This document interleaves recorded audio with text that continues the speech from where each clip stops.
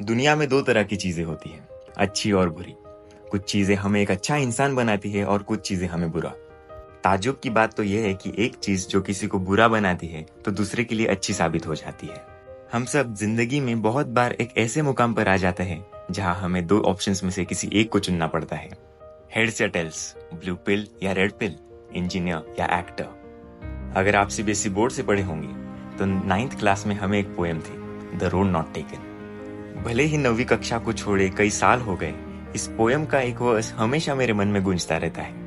To roads diverge in a yellow wood and sorry I could not travel both. इस कविता के कवि Robert Frost, जो कि एक काफी जाने माने कवि थे, सुबह सुबह एक ऐसी मोड़ पर आ जाते हैं जहां उनके पास दो ऑप्शंस होते हैं। एक रोड जहां से पहले भी बहुत लोग गुजरे हैं, जो रोड साफ है, और दूसरी जहां कोई नहीं जाता, जहां कदम कदम पर बड़े बड़े पत्थर हैं, जो रास्ता सूखी घास से भरा है। कवि यहाँ कंफ्यूज हो जाते हैं कि आखिर किस रास्ते को चुना जाए, एक जो साफ साफ दिख रहा है जहाँ हर कोई जा रहा है, या फिर दूसरा जिसकी पता नहीं कोई मंजिल है भी या नहीं। हमारे पैदा होने से पहले ही हमारे माँ बाप हमारा नाम सोच लेते हैं, हम बड़े होकर क्या बनेंगे ये सोच लेते हैं, और उनकी ये ख्वाहिश पूरी करने के लिए वो अपनी पूरी जी जान लगा देते हैं।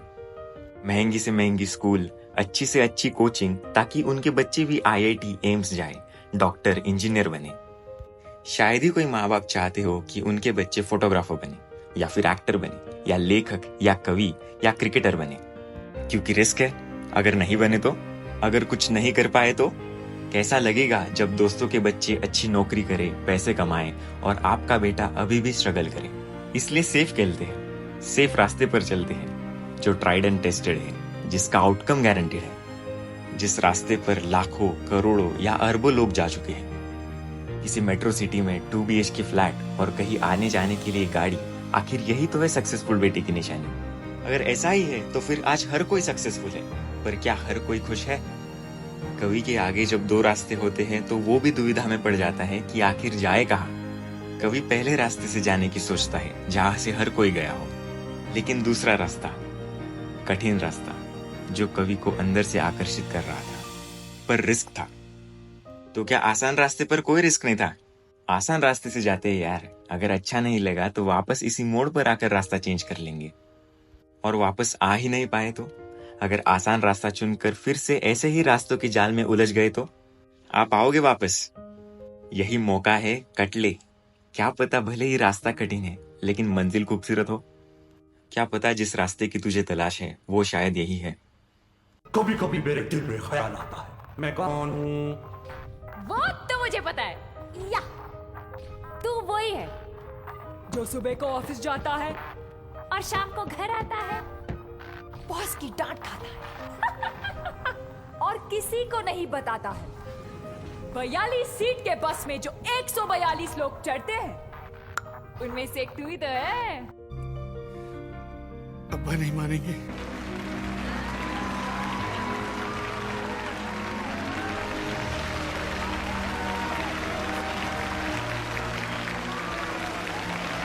It's 1,000 songs in your pocket. The iPod.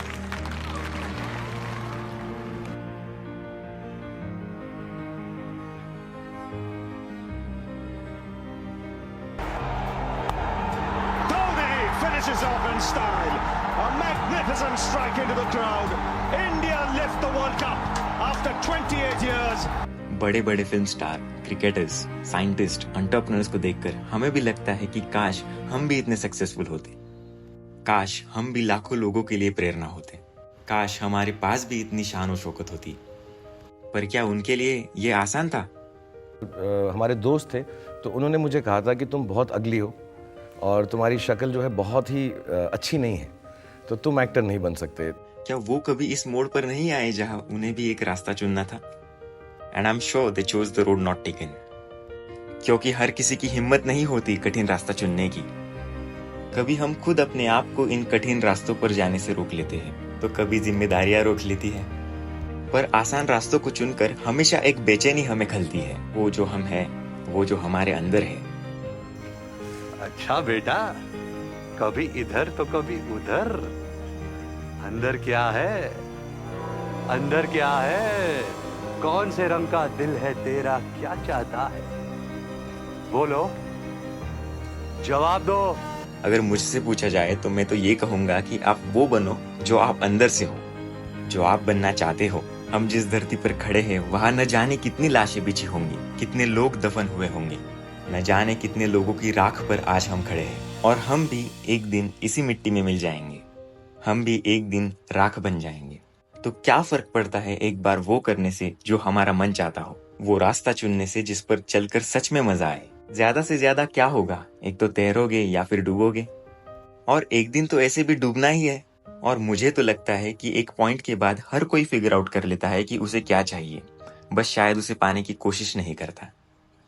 कवि भी अपने मन की सुनते हैं और कठिन रास्ता चुनते हैं जहाँ काफी कम लोग जाते हैं, और इतिहास के सबसे मशहूर कवियों में अपनी जगह बना लेते हैं। अगर आप फिर भी कंफ्यूज है तो एक बार फिर से कहूंगा, यही मौका है, कट लो। क्या पता भले ही रास्ता कठिन है लेकिन मंजिल खूबसूरत हो।